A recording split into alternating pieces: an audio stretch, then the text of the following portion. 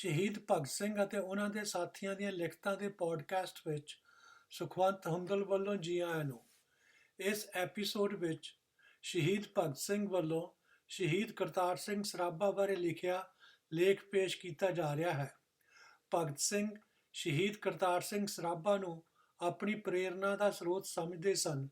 ਲਓ ਪੇਸ਼ ਹੈ ਉਹਨਾਂ ਵੱਲੋਂ ਆਪਣੀ ਪ੍ਰੇਰਨਾ ਦੇ ਸਰੋਤ ਸ਼ਹੀਦ ਕਰਤਾਰ ਸਿੰਘ ਸਰਾਭਾ ਬਾਰੇ ਲਿਖਿਆ ਲੇਖ। ਸ਼ਹੀਦ ਕਰਤਾਰ ਸਿੰਘ ਸਰਾਭਾ। ਲੇਖਕ ਸ਼ਹੀਦ ਭਗਤ ਸਿੰਘ।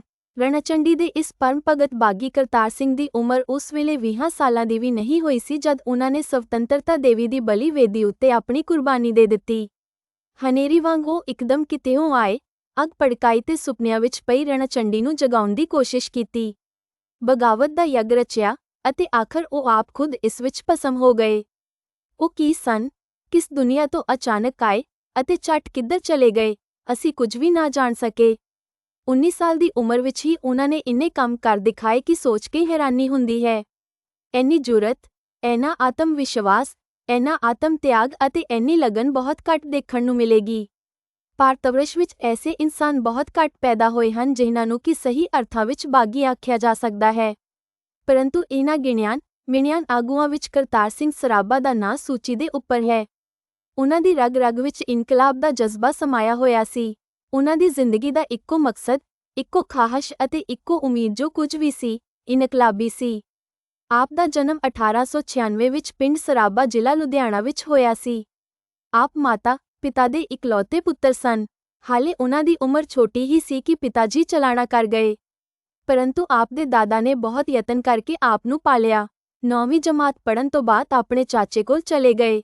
ਉੱਥੇ ਉਹਨਾਂ 10ਵੀਂ ਦਾ ਇਮਤਿਹਾਨ ਪਾਸ ਕੀਤਾ ਅਤੇ ਕਾਲਜ ਪੜ੍ਹਨ ਲੱਗ ਪਏ। ਇਹ 1910-1911 ਦੇ ਦਿਨ ਸਨ। ਇੱਧਰ ਆਪ ਨੂੰ ਸਕੂਲ ਤੇ ਕਾਲਜ ਦੇ ਪਾਠਕ੍ਰਮ ਦੇ ਤੰਗ ਘੇਰੇ ਤੋਂ ਬਾਹਰ ਦੀਆਂ ਬਹੁਤ ਸਾਰੀਆਂ ਕਿਤਾਬਾਂ ਪੜ੍ਹਨ ਦਾ ਮੌਕਾ ਮਿਲਿਆ। ਇਹ ਅੰਦੋਲਨ ਦਾ ਜ਼ਮਾਨਾ ਸੀ। ਇਸ ਵਾਤਾਵਰਣ ਵਿੱਚ ਰਹਿ ਕੇ ਆਪ ਦਾ ਦੇਸ਼ ਪ੍ਰੇਮ ਦਾ ਜਜ਼ਬਾ ਭੜਕਿਆ। ਇਸ ਤੋਂ ਬਾਅਦ ਆਪ ਦੀ ਅਮਰੀਕਾ ਜਾਣ ਦੀ ਖਾਹਿਸ਼ ਹੋਈ। ਘਰਦਿਆਂ ਨੇ ਉਸ ਦਾ ਕੋਈ ਵਿਰੋਧ ਨਾ ਕੀਤਾ। ਆਪ ਨੂੰ ਅਮਰੀਕਾ ਭੇਜ ਦਿੱਤਾ ਗਿਆ। ਸੰਨ 1912 ਵਿੱਚ ਆਪ ਸਾਨ ਫਰਾਂਸਿਸਕੋ ਦੀ ਬੰਦਰਗਾਹ ਤੇ ਪਹੁੰਚੇ। ਆਜ਼ਾਦ ਦੇਸ਼ ਵਿੱਚ ਜਾ ਕੇ ਕਦਮ-ਕਦਮ ਤੇ ਆਪ ਦੇ ਕੋਮਲ ਦਿਲ ਤੇ ਚੋਟ ਲੱਗਣ ਲੱਗੀ। ਇਹਨਾਂ ਗੋਰਿਆਂ ਦੀ ਜ਼ਬਾਨ ਤੋਂ ਡੈਮ ਹਿੰਦੂ ਭਾਵ ਨਖਿੱਧ ਹਿੰਦੂ ਅਤੇ ਬਲੈਕ ਮੈਨ ਭਾਵ ਕਾਲੇ ਆਦਮੀ ਆਦਿ ਸੁਣਦੇ ਹੀ ਉਹ ਪਾਗਲ ਹੋ ਉੱਠਦੇ। ਉਹਨਾਂ ਨੂੰ ਪੈਰ-ਪੈਰ ਤੇ ਦੇਸ਼ ਦੀ ਇੱਜ਼ਤ ਤੇ ਮਾਣ ਖਤਰੇ ਵਿੱਚ ਨਜ਼ਰ ਆਉਣ ਲੱਗੇ। ਘਰ ਯਾਦ ਆਉਣ ਤੇ ਜੰਜ਼ੀਰਾਂ ਵਿੱਚ ਜਕੜਿਆ ਹੋਇਆ ਬੇਵਸ ਭਾਰਤ ਸਾਹਮਣੇ ਆ ਜਾਂਦਾ। ਉਹਨਾਂ ਦਾ ਕੋਮਲ ਦਿਲ ਹੌਲੀ-ਹੌਲੀ ਸਖਤ ਹੋਣ ਲੱਗਾ ਅਤੇ ਦੇਸ਼ ਦੀ ਆਜ਼ਾਦੀ ਲਈ ਜ਼ਿੰਦਗੀ ਕੁਰਬਾਨ ਕਰਨ ਦਾ ਇਰਾਦਾ ਮਜ਼ਬੂਤ ਹੁੰਦਾ ਗਿਆ। ਉਹਨਾਂ ਦੇ ਦਿਲ ਉੱਤੇ ਇਸ ਵੇਲੇ ਕੀ ਗੁਜ਼ਰਦੀ ਸੀ, ਇਹ ਅਸੀਂ ਕਿਵੇਂ ਸਮਝ ਸਕਦੇ ਹਾਂ? ਇਹ ਅਸੰਭਵ ਸੀ ਕਿ ਉਹ ਚੈਨ ਨਾਲ ਰਹਿ ਸਕਦੇ। ਹਰ ਵੇਲੇ ਉਹਨਾਂ ਦੇ ਸਾਹਮਣੇ ਇਹੀ ਸਵਾਲ ਆਉਣ ਲੱਗਾ ਕਿ ਜੇ ਸ਼ਾਂਤੀ ਨਾਲ ਕੰਮ ਨਾ ਚੱਲਿਆ ਤਾਂ ਦੇਸ਼ ਕਿਸ ਤਰ੍ਹਾਂ ਆਜ਼ਾਦ ਹੋਵੇਗਾ? ਫਿਰ ਜ਼ਿਆਦਾ ਸੋਚੇ ਬਗੈਰ ਉਹਨਾਂ ਨੇ ਭਾਰਤੀ ਮਜ਼ਦੂਰਾਂ ਦੀ ਜਥੇਬੰਦੀ ਸ਼ੁਰੂ ਕਰ ਦਿੱਤੀ। ਉਹਨਾਂ ਵਿੱਚ ਆਜ਼ਾਦੀ ਦਾ ਜਜ਼ਬਾ ਉਭਰਨ ਲੱਗਾ। ਹਰ ਇੱਕ ਕੋਲ ਘੰਟਿਆਂ ਬੱਧੀ ਬੈਠ ਕੇ ਸਮਝਾਉਣ ਲੱਗੇ ਕਿ ਬੇਇੱਜ਼ਤੀ ਨਾਲ ਭਰੀ ਹੋਈ ਗੁਲਾਮੀ ਦੀ ਜ਼ਿੰਦਗੀ ਨਾਲੋਂ ਤਾਂ ਮੌਤ 1000 ਦਰਜੇ ਚੰਗੀ ਹੈ। ਕੰਮ ਸ਼ੁਰੂ ਹੋਣ ਤੇ ਹੋਰ ਲੋਕ ਵੀ ਉਹਨਾਂ ਨਾਲ ਆ ਮਿਲੇ। ਮਈ 1912 ਵਿੱਚ ਇਹਨਾਂ ਲੋਕਾਂ ਦੀ ਇੱਕ ਖਾਸ ਮੀਟਿੰਗ ਹੋਈ। ਇਸ ਵਿੱਚ ਕੁਝ ਚੁਣੇ ਹੋਏ ਹਿੰਦੁਸਤਾਨੀ ਸ਼ਾਮਲ ਹੋਏ। ਸਾਰਿਆਂ ਨੇ ਦੇਸ਼ ਦੀ ਆਜ਼ਾਦੀ ਉੱਤੋਂ ਤਨ, ਮਨ, ਧਨ ਨਿਛਾਵਰ ਕਰਨ ਦਾ ਪ੍ਰਣ ਕੀਤਾ। ਇਹਨੀ ਦਿਨੀ ਪੰਜਾਬ ਦੇ ਜਲਾਵਤਨ ਦੇਸ਼ ਭਗਤ ਭਗਵਾਨ ਸਿੰਘ ਉੱਥੇ ਪਹੁੰਚੇ। ਧੜਾ-ਧੜ ਜਲਸੇ ਹੋਣ ਲੱਗੇ, ਉਪਦੇਸ਼ ਹੋਣ ਲੱਗੇ, ਕੰਮ ਤੋਂ ਕੰਮ ਹੁੰਦਾ ਗਿਆ। ਮੈਦਾਨ ਤਿਆਰ ਹੋ ਗਿਆ। ਫਿਰ ਅਖਬਾਰ ਦੀ ਜ਼ਰੂਰਤ ਮਹਿਸੂਸ ਹੋਣ ਲੱਗੀ। ਗਦਰ ਨਾਮੀ ਅਖਬਾਰ ਕੱਢਿਆ ਗਿਆ। ਇਸ ਦਾ ਪਹਿਲਾ ਪਰਚਾ ਨਵੰਬਰ 1913 ਨੂੰ ਕੱਢਿਆ ਗਿਆ। ਇਸ ਦੇ ਐਡੀਟੋਰੀਅਲ ਸਟਾਫ ਵਿੱਚ ਕਰਤਾਰ ਸਿੰਘ ਵੀ ਸਨ। ਆਪ ਦੀ ਕਲਮ ਵਿੱਚ ਅਥਾਹ ਜੋਸ਼ ਸੀ। ਅਖਬਾਰ ਨੂੰ ਐਡੀਟੋਰੀਅਲ ਦੇ ਮੈਂਬਰ ਹੈਂਡ ਪ੍ਰੈਸ ਤੇ ਛਾਪਦੇ ਸਨ। ਕਰਤਾਰ ਸਿੰਘ ਮਤਵਾਲੇ ਇਨਕਲਾਬ ਪਸੰਦ ਨੌਜਵਾਨ ਸਨ। ਪ੍ਰੈਸ ਚਲਾਉਂਦਿਆਂ ਥੱਕ ਜਾਣ ਤੇ ਉਹ ਗੀਤ ਗਾਇਆ ਕਰਦੇ ਸਨ। ਸੇਵਾ ਦੇਸ਼ ਦੀ ਜ਼ਿੰਦੜੀਏ ਬੜੀ ਔਖੀ ਗੱਲਾਂ ਕਰਨੀਆਂ ਢੇਰ ਸੁਖੱਲੀਆਂ ਨੇ। ਜਿਹਨਾਂ ਦੇਸ਼ ਸੇਵਾ ਵਿੱਚ ਪੈਰ ਪਾਇਆ, ਉਹਨਾਂ ਲੱਕ ਮੁਸੀਬਤਾਂ ਝੱਲੀਆਂ ਨੇ। ਕਰਤਾਰ ਸਿੰਘ ਜਿਸ ਲਗਨ ਨਾਲ ਮਿਹਨਤ ਕਰਦੇ ਸਨ, ਇਸ ਨਾਲ ਸਭ ਦਾ ਹੌਸਲਾ ਵੱਧ ਜਾਂਦਾ ਸੀ।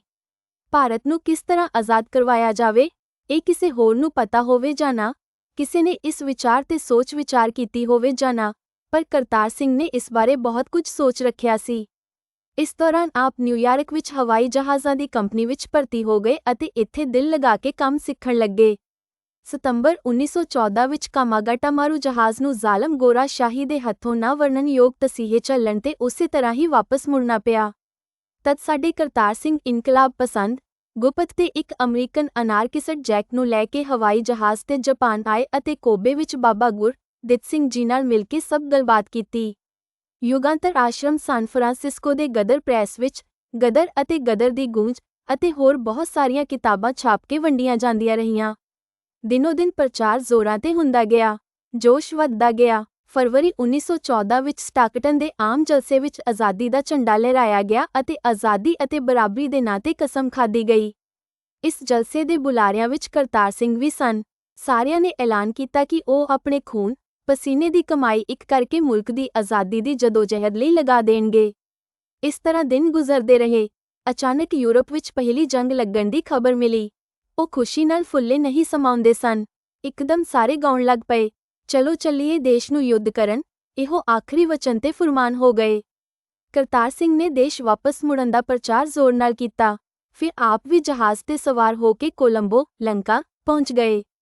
ਇਨ੍ਹੀਂ ਦਿਨੀਂ ਅਮਰੀਕਾ ਤੋਂ ਪੰਜਾਬ ਆਉਣ ਵਾਲੇ ਆਮ ਤੌਰ ਤੇ ਡਿਫੈਂਸ ਆਫ ਇੰਡੀਆ ਕਾਨੂੰਨ DIR ਦੀ ਪਕੜ ਵਿੱਚ ਆ ਜਾਂਦੇ ਸਨ। ਬਹੁਤ ਘੱਟ ਸਹੀ ਸਲਾਮਤ ਪਹੁੰਚ ਸਕਦੇ ਸਨ। ਕਰਤਾਰ ਸਿੰਘ ਸਹੀ ਸਲਾਮਤ ਆ ਪਹੁੰਚਿਆ। ਬੜੇ ਜ਼ੋਰਾਂ ਨਾਲ ਕੰਮ ਸ਼ੁਰੂ ਹੋਇਆ। ਸੰਗਠਨ ਦੀ ਕਮੀ ਸੀ, ਪਰੰਤੂ ਕਿਸੇ ਤਰ੍ਹਾਂ ਉਹ ਵੀ ਪੂਰੀ ਕੀਤੀ ਗਈ। ਦਸੰਬਰ 1914 ਵਿੱਚ ਮਰਹਟ ਤੇ ਨੌਜਵਾਨ ਵਿਸ਼ਨੂੰ ਗਣੇਸ਼ ਪਿੰਗਲੇ ਵੀ ਆ ਗਏ। ਇਹਨਾਂ ਦੀ ਕੋਸ਼ਿਸ਼ ਨਾਲ ਸਚਿੰਦਰ ਨਾਥ ਸਨਿਆਲ ਤੇ ਰਾਸ ਬਿਹਾਰੀ ਬੋਸ ਪੰਜਾਬ ਆਏ। ਕਰਤਾਰ ਸਿੰਘ ਹਰ ਸਮੇਂ ਹਰ ਥਾਂ ਹੁੰਦੇ। ਅੱਜ ਮੋਗੇ ਵਿੱਚ ਖੁਫੀਆ ਮੀਟਿੰਗ ਹੈ, ਆਪ ਉੱਥੇ ਵੀ ਹਨ। ਕੱਲ੍ਹ ਲਾਹੌਰ ਦੇ ਵਿਦਿਆਰਥੀਆਂ ਵਿੱਚ ਪ੍ਰਚਾਰ ਹੋ ਰਿਹਾ ਹੈ, ਆਪ ਫਿਰ ਅਗਲੀ ਕਤਾਰ ਵਿੱਚ ਹਨ। ਅਗਲੇ ਦਿਨ ਫਿਰੋਜ਼ਪੁਰ ਦੀ ਛਾਉਣੀ ਦੇ ਸਿਪਾਹੀਆਂ ਨਾਲ ਗੱਠਜੋੜ ਹੋ ਰਿਹਾ ਹੈ। ਫਿਰ ਹਥਿਆਰਾਂ ਲਈ ਕਲਕੱਤੇ ਜਾ ਰਹੇ ਹਨ। ਰੁਪਏ ਦੀ ਕਮੀ ਦਾ ਸਵਾਲ ਉੱਠਣ ਤੇ ਆਪ ਨੇ ਡਾਕਾ ਮਾਰਨ ਦੀ ਸਲਾਹ ਦਿੱਤੀ।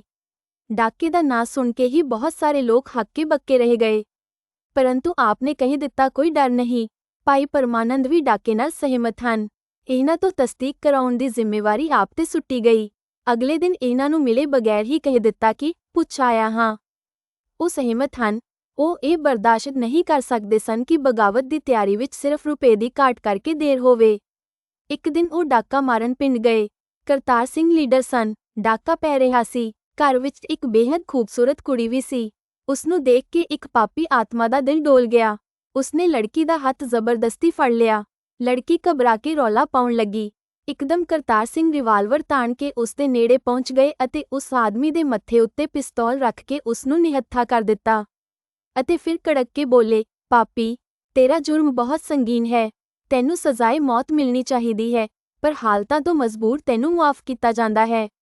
ਛੇਤੀ ਇਸ ਲੜਕੀ ਦੇ ਪੈਰੀ ਪੈ ਕੇ ਮੁਆਫੀ ਮੰਗ ਕੇ ਐ ਭੈਣ, ਮੈਨੂੰ ਮੁਆਫ ਕਰ ਦੇ। ਅਤੇ ਫਿਰ ਇਸ ਦੀ ਮਾਤਾ ਦੇ ਪੈਰ ਫੜ ਕੇ ਆਖ ਕਿ ਮਾਤਾ ਜੀ ਮੈਂ ਇਸ ਗਿਰਾਵਟ ਦੇ ਲਈ ਮਾਫੀ ਮੰਗਦਾ ਹਾਂ।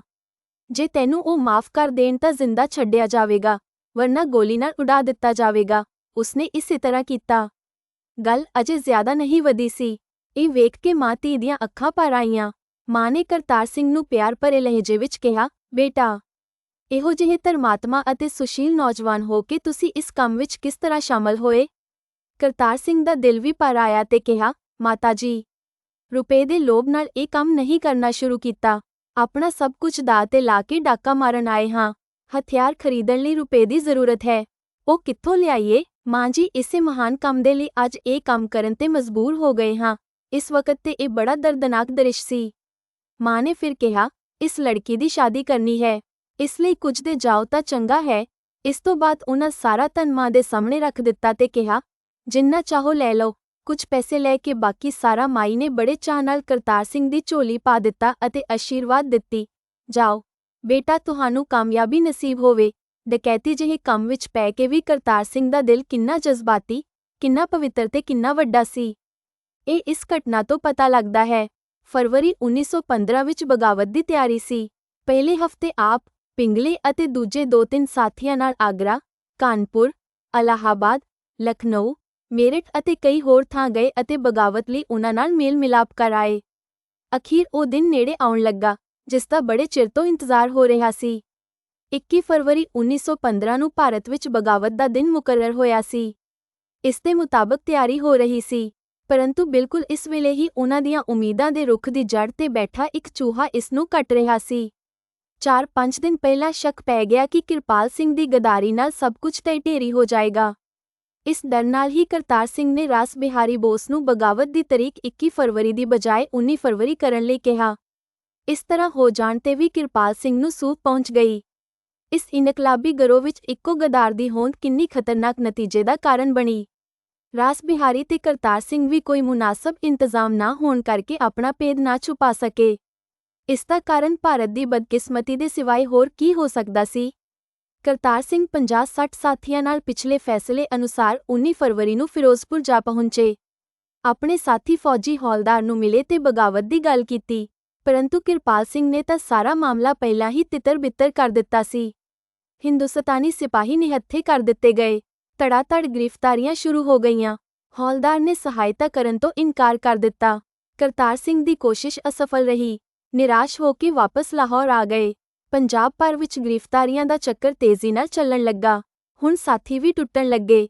ਇਹੋ ਜਿਹੀ ਹਾਲਤ ਵਿੱਚ ਰਾਸ ਬਿਹਾਰੀ ਬੋਸ ਮਾਯੂਸੀ ਦੀ ਹਾਲਤ ਵਿੱਚ ਲਾਹੌਰ ਵਿੱਚ ਇੱਕ ਮਕਾਨ ਵਿੱਚ ਲੇਟੇ ਹੋਏ ਸਨ। ਕਰਤਾਰ ਸਿੰਘ ਵੀ ਉੱਥੇ ਆ ਕੇ ਇੱਕ ਚਾਰਪਾਈ ਉੱਤੇ ਦੂਸਰੇ ਪਾਸੇ ਮੂੰਹ ਕਰਕੇ ਲੇਟ ਗਿਆ। ਆਪਸ ਵਿੱਚ ਕੋਈ ਗੱਲ ਨਾ ਕੀਤੀ, ਪਰੰਤੂ ਚੁੱਪਚਾਪ ਇੱਕ ਦੂਜੇ ਦੇ ਦਿਲ ਦੀ ਹਾਲਤ ਤਾੜ ਗਏ। ਇਹਨਾਂ ਦੀ ਹਾਲਤ ਦਾ ਅੰਦਾਜ਼ਾ ਅਸੀਂ ਕੀ ਲਗਾ ਸਕਦੇ ਹਾਂ।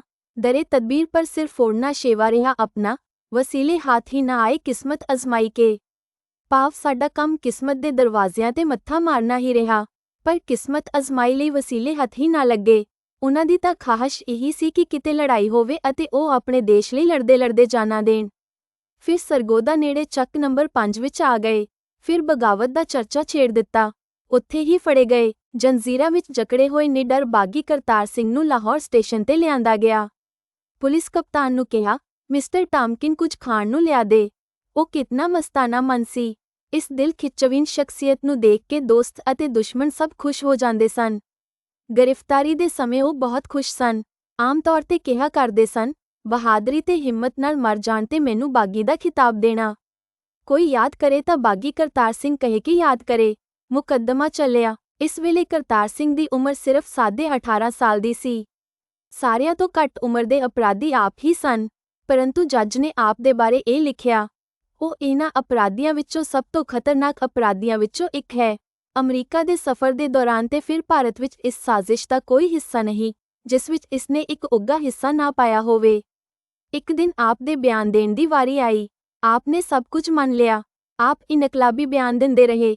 ਜੱਜ ਦੰਦਾਂ ਹੇਠ ਕਲਮ ਦਬਾਈ ਦੇਖਦਾ ਰਿਹਾ। ਇੱਕ ਲਫ਼ਜ਼ ਤੱਕ ਨਾ ਲਿਖਿਆ।